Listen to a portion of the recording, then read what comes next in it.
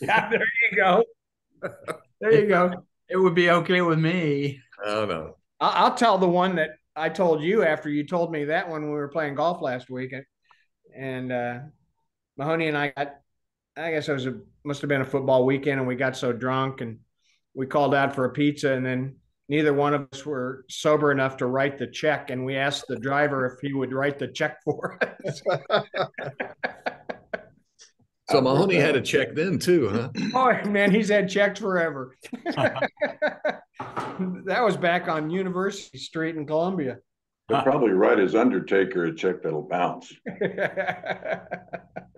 So Matson and I now see each other Mondays on Zoom. We see each other Thursdays for golf, and then we see each other Sundays at church. Church. Yeah. Wow. Matson's son is the head of worship and tech and everything at the church down the street. And he is a force of nature. And plus, he's a great musician. He has that's how I got to know him. He's got a band called Deja Crew, and they've got a vocalist who's over the top. He's great. And the third guy that I'm not that familiar with, but anytime I've seen them, they are showstoppers. Yeah, I mean, Chris plays the banjo, the mandolin, the bass, the guitar. I don't know him, but I know he's multi-talented. Yeah, you bet. And Brian gave the sermon Sunday. So yeah. He was the fill-in. There's a minister at this church that everybody says I'm gonna really like.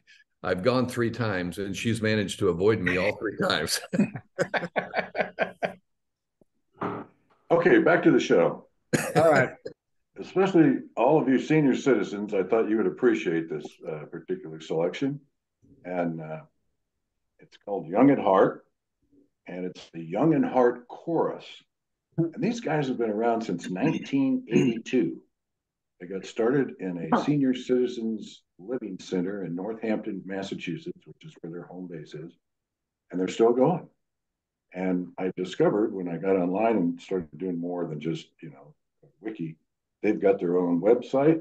They've got a 40th anniversary show that came out after this in 1992 that was on PBS across the country. And the group is still going. And they change, of course, when people come and go, as the situation may be. But it started out in 2007. It was a British documentary for television for BBC Channel 4. And then it played in the United States. It opened at 4 U.S. theaters, and it eventually made almost $4 million, which for a documentary is not bad. Wow. They claim, and I don't know, they had no source with this, but they say it's the documentary highest grossing top 50 box office documentary of all time, is what they say on their own website. In 2009, it aired on PBS all across the country on an independent lens. I don't know if any of you watched that. Do you ever watch that, Manson? It's all about documentaries, pretty much. No. It's new filmmakers and all that kind of thing. It was on Netflix for a year or so, and it's been shown at schools, universities, senior centers, retirement centers around the world. It's a documentary on documentaries. No, it's a documentary, but I'm saying that PBS has a catalog of documentaries. Independent lens is often documentaries. Is okay, and that's where it comes from. And then I'll probably use this as like an opening quote. If you guys remember the song that Fred Neddle sang at the very end. We lost 2 of his friends, and then he had to sing the song by himself. And this critic, David Anson of Newsweek, said, lots of movies make me cry, and that's not that hard to do. But this one seemed to cut so deep. And he's talking about that particular show, that song. And he said, it left me gasping for air. So, Young at Heart, gentlemen, it's there for your dissection.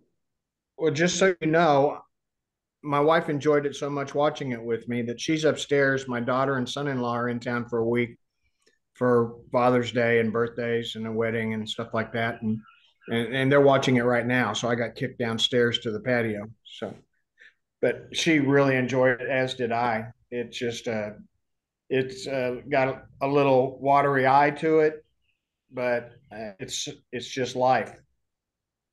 Mike, do you know the backstory on the musical director? Did he do this as a fluke? Does he still do it? Is it the same musical director the whole way through? He still does it. At least he's in the 40th anniversary version of it. And that's on YouTube. The entire 40th anniversary show is on YouTube. So you can go there and look. And then they've got clips of all kinds of stuff along the way. But do you know the genesis of it? No, the group just came together because they wanted to find something to do for these people. They thought it would be fun. Did he initiate it, or did they seek him? I don't know. I don't know if it was him or not, but he's still involved with the group. The last I can ascertain from things I looked up. But I really don't know its origin. It's just they say we started in 1982 at the senior complexes to give people something to do. Yeah, I did the same thing as Matt's, and I mean, a lot of the stuff we watch, Joan has minimal interest in. But when I told her about this one, we sat down and we both cried. I mean, there was a couple times, and I think part of it is there's a lot of joy. I mean, they're having fun doing offbeat, unexpected songs, and so you're watching these old people do a James Brown tune, and then and you get to know the people, and then as the people fade from the picture, and then they honor them in the way they did. I mean, it was highs and lows both.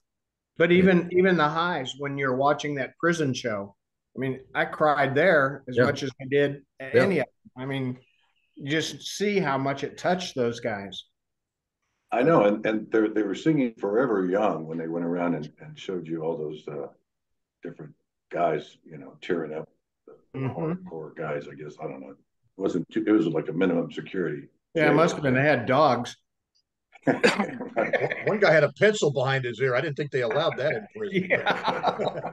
And they had all their shoelaces, everything. Their own little skivs, on their belts. Yeah, that's when Joan looked at me and said, "Did you make me watch this just so you could make me listen to a Bob Dylan song?" I mean, that was ditto what poignant. Gary and Mike said. My wife and I watched it last night together, and terribly moving. Very definitely some tearful scenes in there. The prison scene really got to me, especially seeing the impact that they had on those guys that were watching it.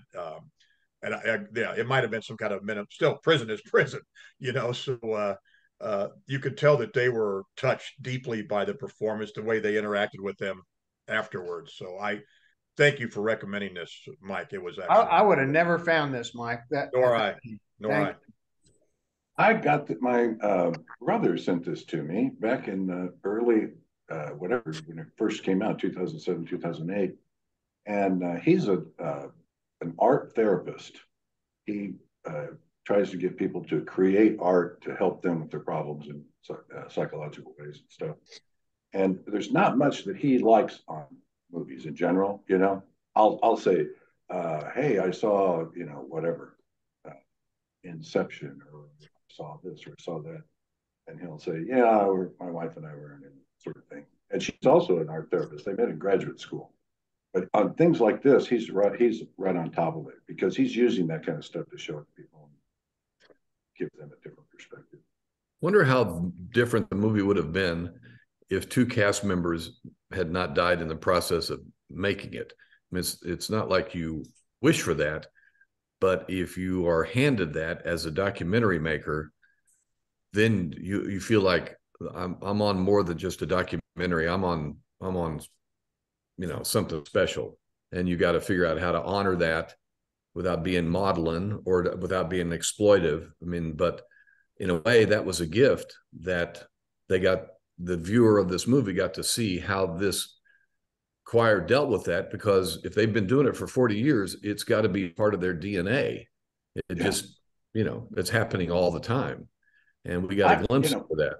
It was a BBC production, and the documentarian that did that, what was his name? I forgot his name already. Stephen Walker or something like that. He rode around with them a few times, and they made jokes about how their driving was bad and things like that. So they spent a lot of time with them. And I think during that time, they realized there's some people who are sick and they may not make it, and they were trying to encourage them. And so it wasn't like it just fell out of the sky on him. He was there for I don't know how many days, and just you live with them for a while, and they've got it in their DNA, and so you find it out. Yeah, that has to be really tough on the director. You know, Gilman, I think was his name or whatever. Yeah, kind of Silman. like a hospice worker. You know, all their clients. You know what the end game is there, and he God knows how many people he's had to. You know, the choir itself is somewhat transient because they go in, but he's constant. You know, for as long as he's involved with that, so he's lost a lot of good friends over his time. Yeah, when he's on the phone with him, he say that too. Hey, just you need to just stay home and take it easy. And the one guy was like, "I'm going to be back." You know, he didn't make it, but it was moving. There's no doubt about that. I was really surprised when the guy behind you, Mike Sanders, Joe. Yeah. I mean, he seemed to be vibrant and alive, excited about the whole thing. And they gave us the backstory about him having cancer 4 times or whatever. But I just didn't see it coming. Was anybody touched by the credits when they start rolling? And then you realize I'm not that far away. With the ages, yeah. Right. Oh, these old people. Oh, wait a minute. When the documentary came out, they were 74 to 94, that group. And the lady that sang Yes You Can, the black lady, she's in the 40th anniversary and she's 100 when she sings a song there. She did I Feel Good. Right. Yeah. But she also did the Alan Toussaint song. And I can't remember the song she did in the 40th anniversary, but it was like an old hymnal or something, an old black hymnal, and she nailed it at 100. And she was still singing. I remember them saying she was a great grandmother. That's a long track record. Yeah, and I hope we all get to be that greats. Terry, what'd you think? Terry's over there in outer space. Like a floating head. Like zombie. That's great. I loved it. It was fun. No weapons were used as far as I know. Yeah, no kidding. The 94-year-old lady had a cane she poked people with every once in a while. That was that ear pencil. It was the ear pencil, yeah. That was the most dangerous thing we saw there, yeah. I love that guy that they filmed driving. He was the only one able to drive because he could see. I love the surreal quality of having older people sing those kind of songs. Yeah. That's very cool. It's like, yeah. All right. I'm still not a Coldplay fan, though. Oh, you're 80% of their songs are dirges. A dirge is? That's exactly what that song is, a dirge. How about Talking Heads? You okay with a very well done dirge, but it's still a dirge. So you okay with Talking Heads though? Oh yeah. And Sonic Youth. Yeah, apparently Silman had a thing for Talking Heads. They did a lot of Talking Heads stuff. Yeah, that was clear. And then mentioned this guy's name was Benoit. The guy behind me, his name's Benoit. Yeah. I kind of had an anachronism thing going on as I was thinking, well, these are kind of old songs that they're singing.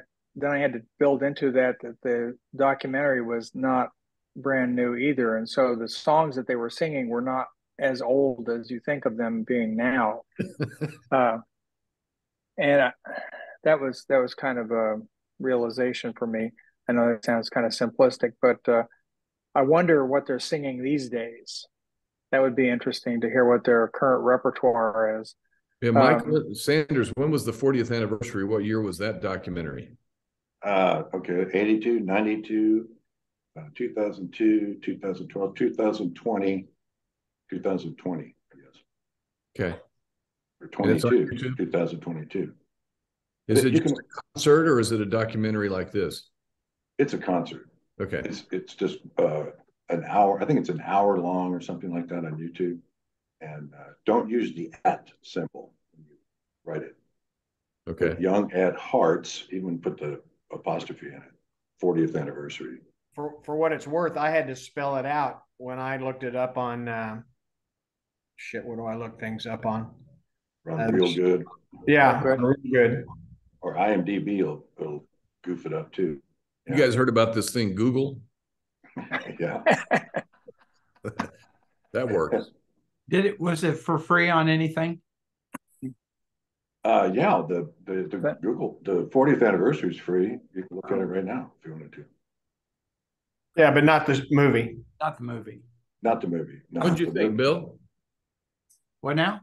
What'd you think? I liked it. It was fun. It kind of reminded me of my mom was in Sweet Adelines. And, oh, yes, that's right. And Mom was like, did that until she was 90. So some of these, I mean, it was kind of the same deal. I mean, if you found a woman that was under 60 in Sweet Adelines, that was really stretching things. So it was kind of the same deal. They were all singing to feel good and feel young at heart, all that. In fact, that was a term that they used quite a bit during it, and we supported them. I went to a lot of her shows and all that, so it kind of made me feel like I was back in that mode, where we would do that. That was a lot of fun too. But hey, Bill, was there more than one chapter of the Sweet Adelines in Kansas City? My Aunt Lenora was in it for like 1,000 years too. Yeah, there was a Northland group which my mom was in, and then there was at least one South group. There might have been one over in Overland Park too. Yeah.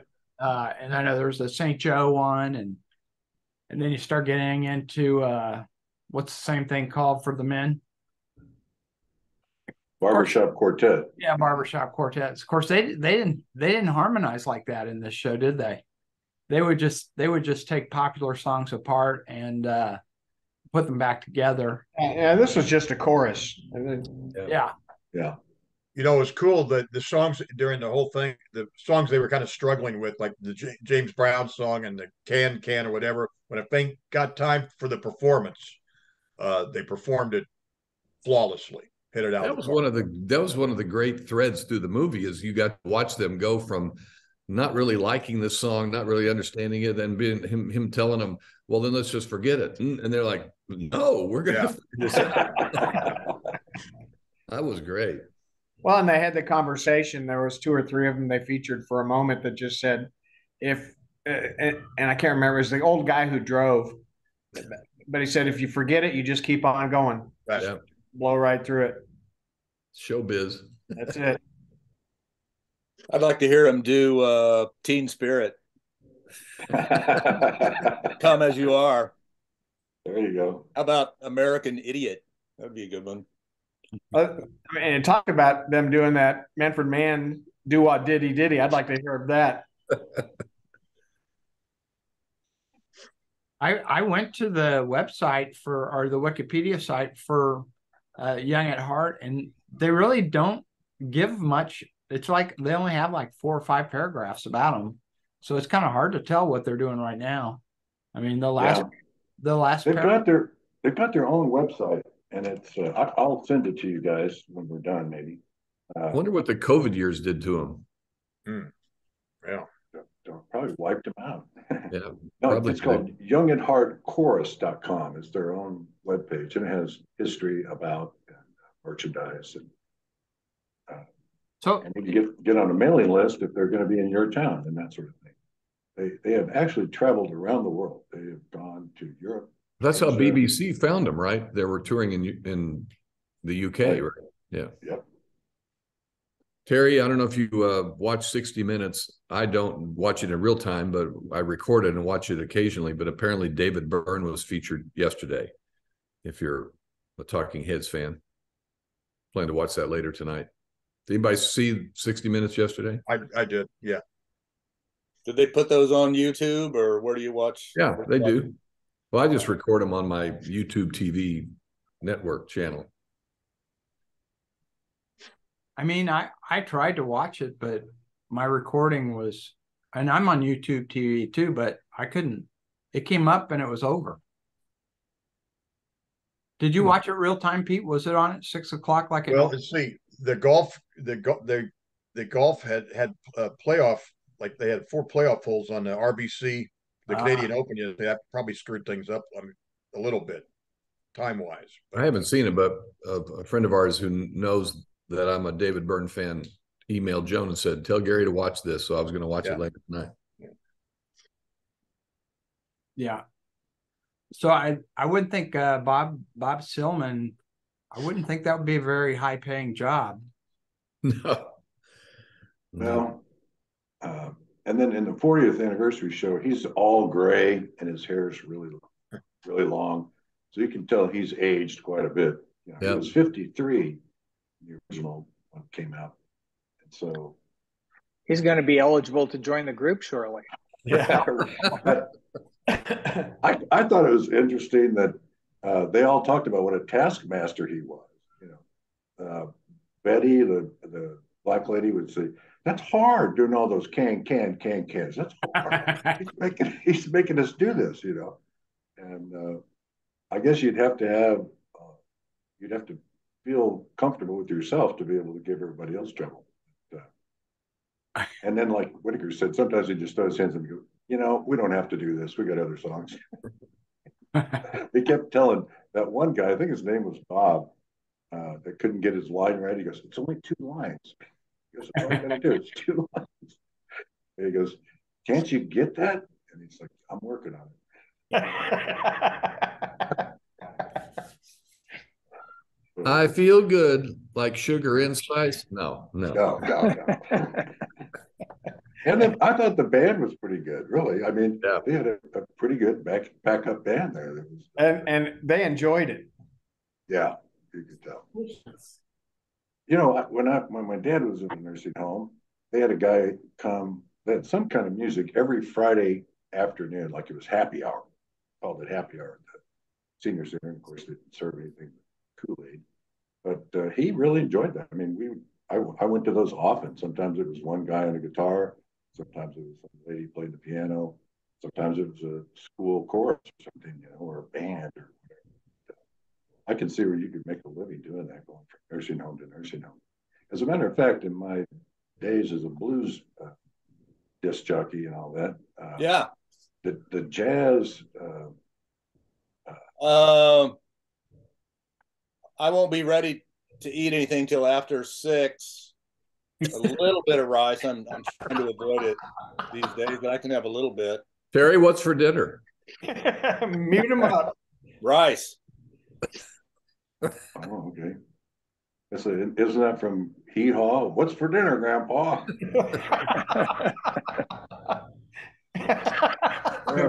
Corn, mashed potatoes, and no. But anyway, the jazz organization, not the Blues Society, but there's a jazz group.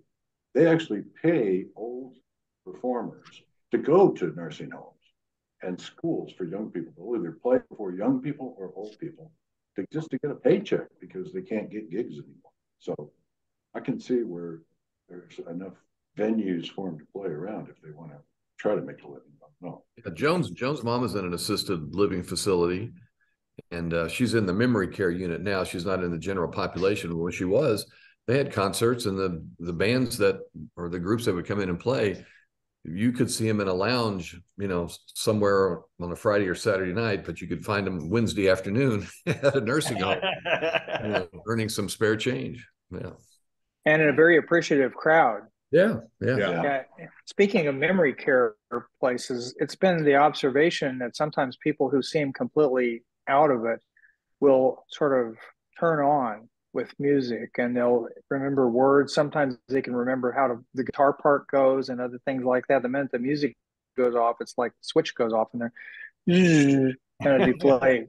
But it's as if there is a different part of the brain that processes all that stuff and it stays intact in a different way than other cognitive things. I always found that to be really fascinating. Yeah, no, my dad would light up when the music would come on. before my dad went in the nursing home, I went to a ZZ Top concert with him, and I had no idea that he was into that kind of music. I figured he was, he had Frank Sinatra records and Dusty Springfield records and stuff at home. It was his idea to go? Yeah, he called me up. He goes, "Hey, let's go. I heard ZZ Top's going to be in town. Let's go." And I was like, "Sure." I think that wow. the music definitely has something to do with the memory part of the brain. The Odyssey and the Iliad were passed down for hundreds of years by song before anybody ever wrote it down. That's how stuff went down through the ages, is memory through singing. It's much easier to remember things when you sing it. And how those memories, you hear that tune and you're right back there in that, the back seat of the car or whatever, So yeah, the memory and music are intertwined somehow. That's how a lot of enslaved music got brought forward, because read nor write or write music. It just came down in song generation after generation.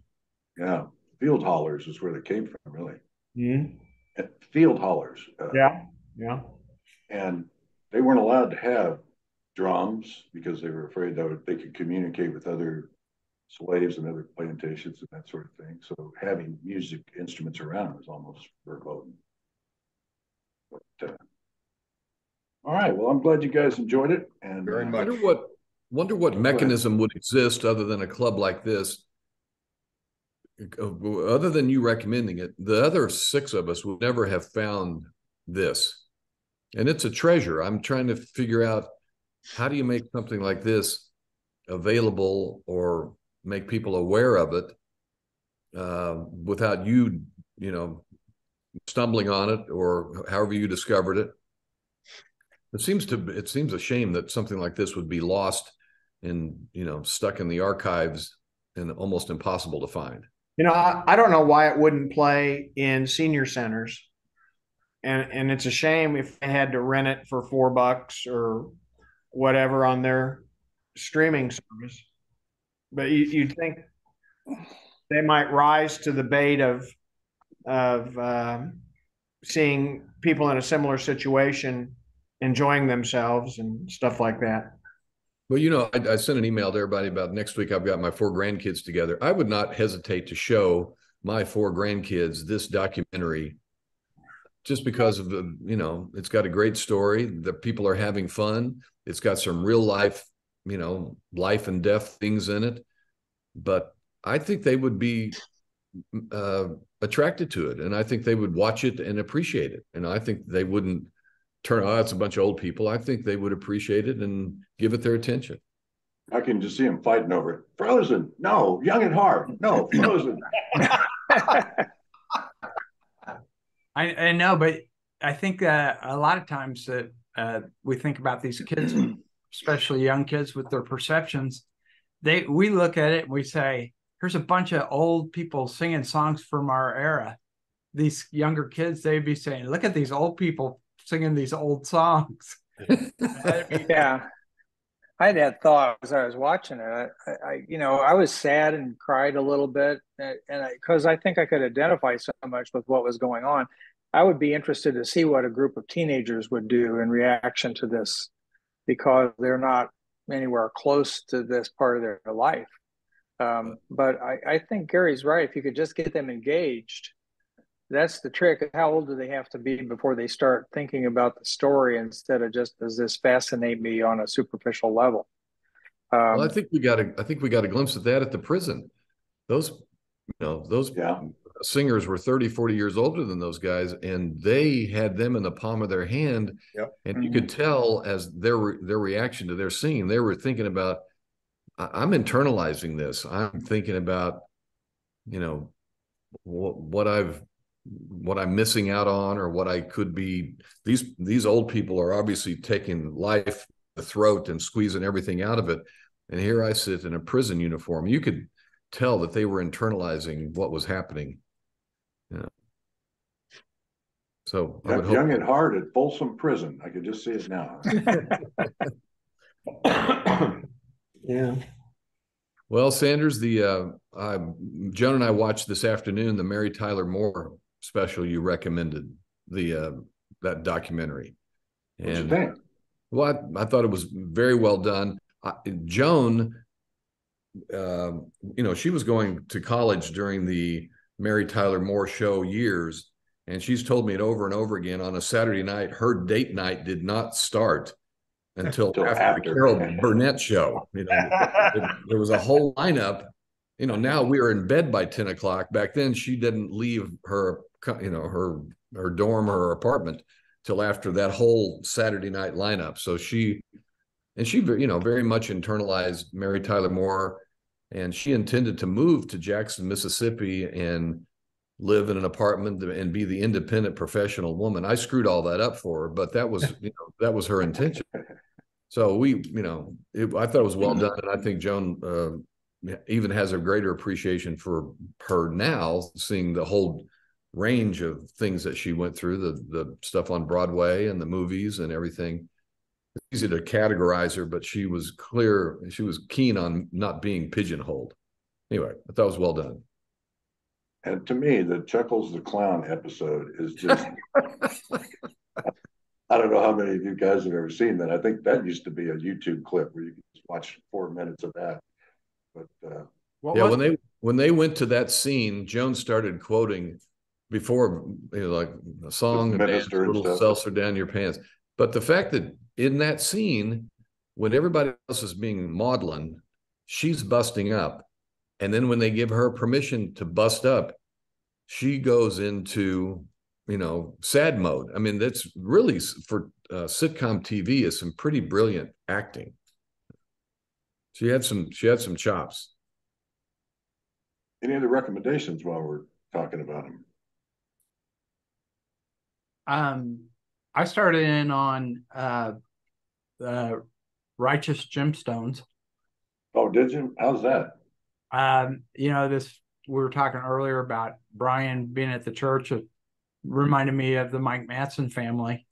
The Righteous Gemstones, they're like what is it, Pat Roberts or Jimmy Swagger, Jimmy Baker, maybe even, family. And they've got, they're all running around corrupt. The kids are all corrupt. It's kind of a religious succession. But I think it's a pretty good show. I mean, is the new season started on that? They're advertising it. Okay, it's a hell of a cast. John Goodman, Danny McBride. Try to remember who else in that, but it's a solid cast. It's funny. McBride created it. I know Walter Grogan. Oh, did he? Okay. What's it on? Is it Max? Max. Yeah, Max. Mm-hmm.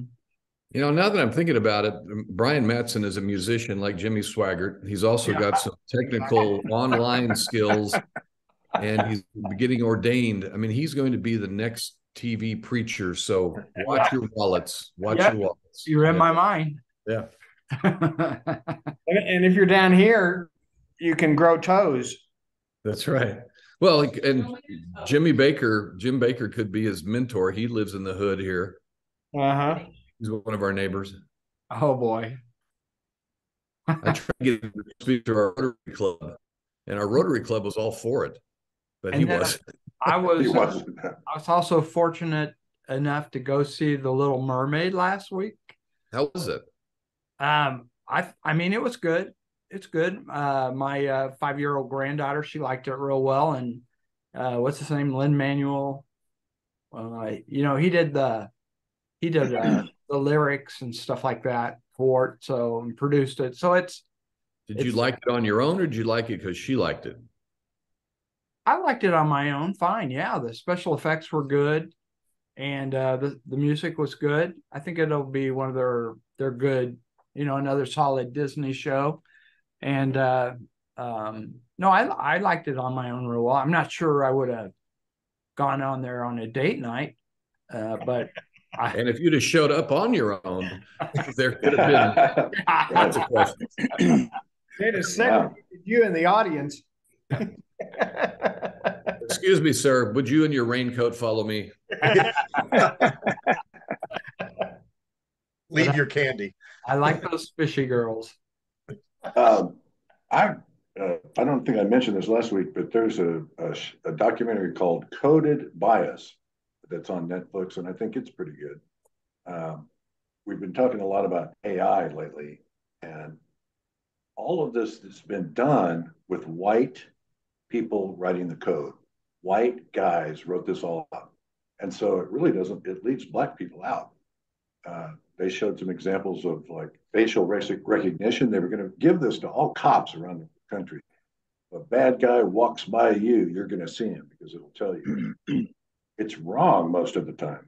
The AI doesn't recognize a black face. Yeah, there was an article about that where there was 3 different guys who met the same description or met the same facial recognition Right.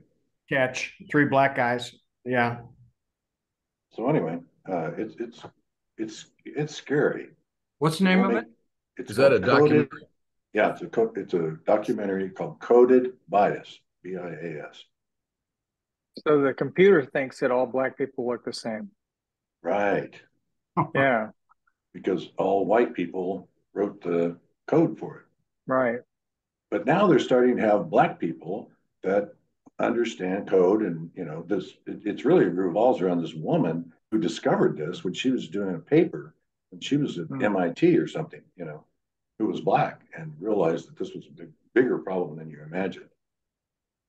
Yeah, there are distinct physiognomy features that probably don't stick in the white mentality. But I challenge that AI is somehow coded. I mean, isn't it just an amalgam of everything that's ever been put on the internet? And No, it's an algorithm. look for patterns. I mean, once you write the code, the data that's out there, that's the danger. It just kind of takes over. I don't know how you would bias that, but I'll watch the documentary and reserve judgment. Just to back up for a second, Whitaker, when you were talking about why doesn't this get wider reputation, why doesn't it spread more? On their homepage, if you're interested in having a screening, they have a person to contact that will set up a screening for you in your community. So, if you can think of a place in Springfield that might be interested in something like this, you can inquire with those folks, and they'll I have 2 places. There's a theater that I'm on the advisory board for that does matinees every Tuesday, and perfect. Yeah. And then the last one they did last week was the Blues Brothers movie. So they like to go back and look, and their audience tends to be, 60 plus. They do trivia before, and they will say this movie was, made in 1973. Do you remember what the price of gas was? So it's and a lot of the nursing homes bring busloads of people there to do this. And I may recommend that to them. Plus my mother-in-law's nursing home itself, might be interested in screening it. So there's one way to do it, pass it around. And they ask a lot about that on their basic homepage. Please share all of this with everyone. It's length takes it out of service club showings and stuff like that. I mean, you can't get an hour 48 minutes out of a Rotary or something else. I'm sorry, Mike. I missed the beginning of what you started to say there. I was just saying the length of the movie. Oh, the length hurts it. Going to keep service organizations who have a lunch meeting or a dinner meeting. I see. Yeah. Okay. You can't show it for 20 minutes at a Kiwanis meeting and really get the full meal. Yeah. Yeah. Well, they might have smaller versions or just clips to get people interested. Right. Something like that. But yeah, if you, I would just say, go to, the youngatheartchorus.com, and they've got their own stuff for that. Anything else? Terry, you have a recommendation? Usually something. No recommendations, but I have my pick. Oh, you're picking next. Oh, I'm sorry. Yes, or am I? Was that decided or not? Yeah, Yeah, I yeah. emailed everybody today that I could pick tonight, but I wouldn't be there next Monday to discuss it. Then are you gonna like give us yours next week? Is that what you're gonna do, Gary? Is that what you're planning on doing? No, he just- loses his turn. He's out. He's out. Yeah. He'd get to make a pick. I'll be at camp next week. I'll be at grandkids camp next week. So Terry's going to step in, and then I'll jump in a couple weeks later. But I mean, you could give your pick next week. You could give it to somebody, and then we can discuss it when you get back. You can just email it to us all. Me? Yeah, Okay. Yeah. All if right. you want. I mean, that keeps you He's in. going to give us his tonight, talk about it next week, but you have to kick in. I'll do it. Yeah. Okay. And we'll then next Monday night we'll have yours. Okay. That'd be good. Go, All Terry. All right, Terry. Okay. The Perfect guns of combination of Navarone. art and violence. Who can tell me the movie where the main murder is committed with a giant dildo? Clockwork Orange? Yeah, that's what we're watching. All right.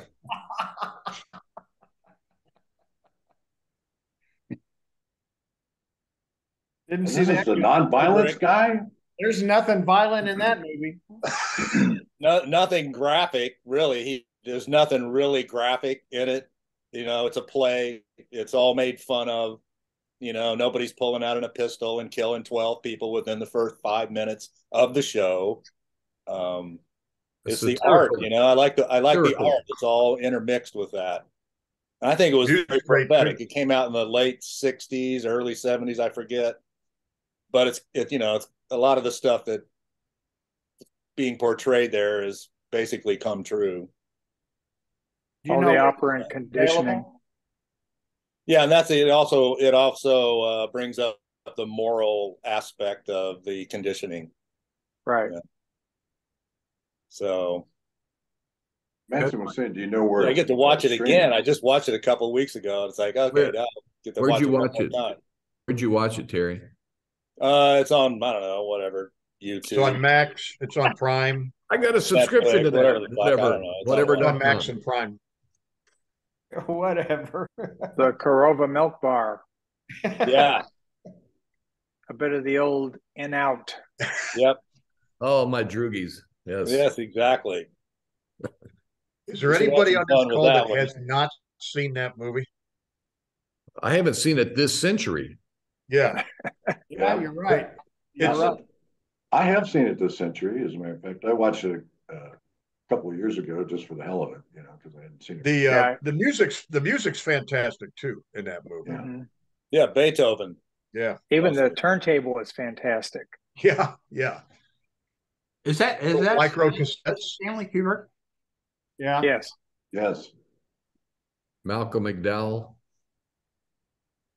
I remember seeing that in the theater and just wincing a few times.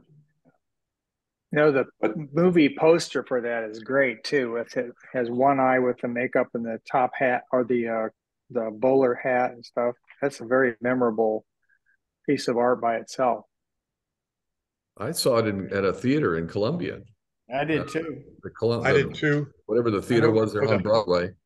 I went with a buddy of mine and his wife, who's a nurse. When it was at the theater the first time, she was so repulsed by it, she walked out. And me and her husband, or I guess it was her boyfriend at the time, watched the rest of it. One of my favorite movies of all time, bar none. That was the movie house that was right across the street from Ford's Theater, right? Right. Yeah, I can't remember the name of that either, but I saw a few things in there. Well, I remember that I found out about it watching Johnny Carson. He was interviewing Malcolm McDowell, and they showed the clip where they're in the convertible, the four of them or whatever, and they're driving real fast, and it's the phony background and everything. And I go, oh shit, that looks like something I might want to watch. So I guess I went and watched it after that. I believe that car was a Durango 95, if I'm not mistaken. Yeah. Wow. Yeah. There's some car stuff. Speaking of, go ahead, Jen. Speaking of niche stuff, I watched a documentary called Songbird, which is about a guitar museum in Chattanooga, Tennessee. and this was like the best guitar museum that was ever created. And they talk about all the different stuff that went into getting the collection and so forth, but it really is just about this guitar collection museum. So take it for what it's worth. I was going to say the best movie I can remember seeing in Columbia was Fritz the Cat. And it was played at the mall. I saw French Connection at that theater across from Ford's Theater. Wasn't that a twin theater or a triple? No, it was a single. Was it a single? And there was one on 9th Street too. I saw Straw Dogs on the one on 9th Street. I saw one of the oh shoot, what was it? I think I saw Blue Velvet in that movie theater across from Ford's Theater.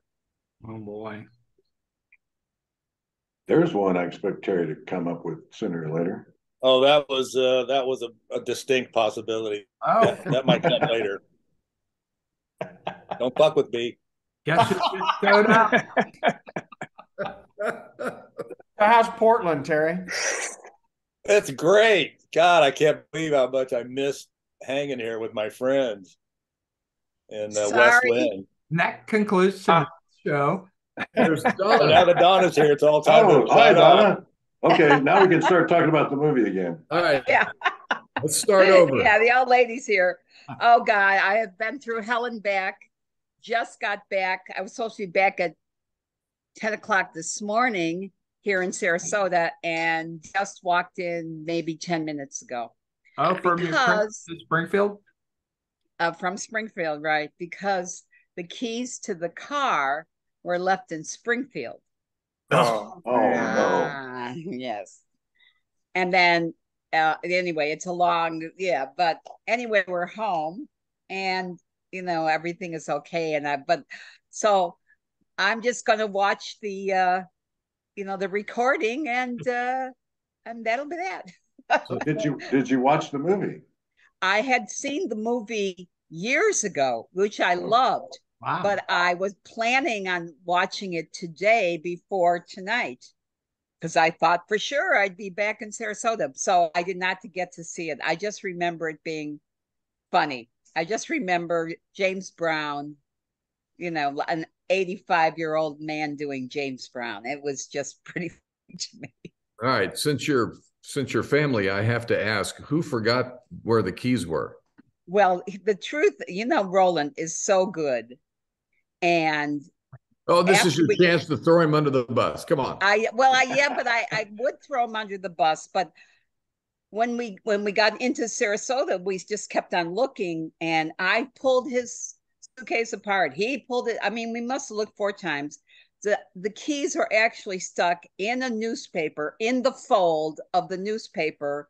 And when we moved the newspaper, the keys, it just kept on moving with it, and we never found them until after I get my sister to drive an hour and a half to bring me my set of keys that didn't work, by the way.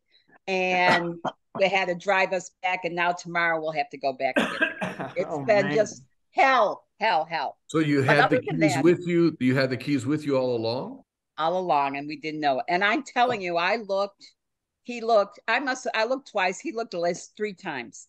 But the way they were wedged in a newspaper, in the middle of the newspaper, and the newspaper was folded in half, and it was like stuck up there. And so when I moved the newspaper and took it out, the keys went out with it, and he did the same thing. Oh, wow. It's just so weird. Man. Anyway, but yeah, I thought you were gonna be home in time for this tonight. Well, I wanted to. I was supposed to be. Yes. Yes. Wow. Sorry. So sorry. That's okay. But everyone liked it, right? Everyone liked the movie. Oh yeah. We all cried. We all cried. Yeah.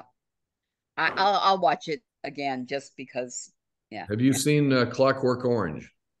Yes, 1,000 years ago. Yes. Well, we're all going to watch it again for next Monday. Okay. All right. Good.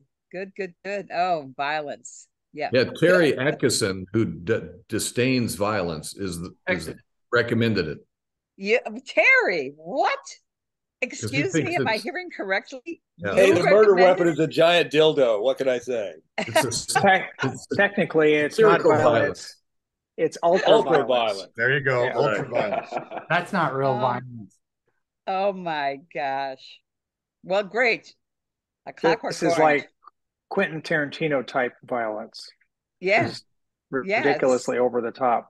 Yes. By the way, Tarantino is coming out with his last movie, hopefully in time for this fall. He started pre-production already. I Yeah, don't know I if you heard guys saw that. that Yeah. email I sent you. It's about a former porn critic. It's a story about a movie. It's a movie about movie critics, but the guy that is the critic is a porn critic. So go figure. I don't know. Well, I just thought you guys. appropriate. So am I. I thought you guys might enjoy We have something in common. Yeah. reading the background on that. But, Is that the same as connoisseur? I don't know. All right, well, kids. It's thanks. dinner time Okay, at my it's house. time. Dinner time. I got to roll too. All right, guys. All All right. right. Sorry, Nice to guys. see you, Donna. Good pick, Mike. Yeah. See you See next All right, Monday. thanks, guys. Yeah, thanks, Mike. Talk to Bye. you later. Bye. See you later. Bye.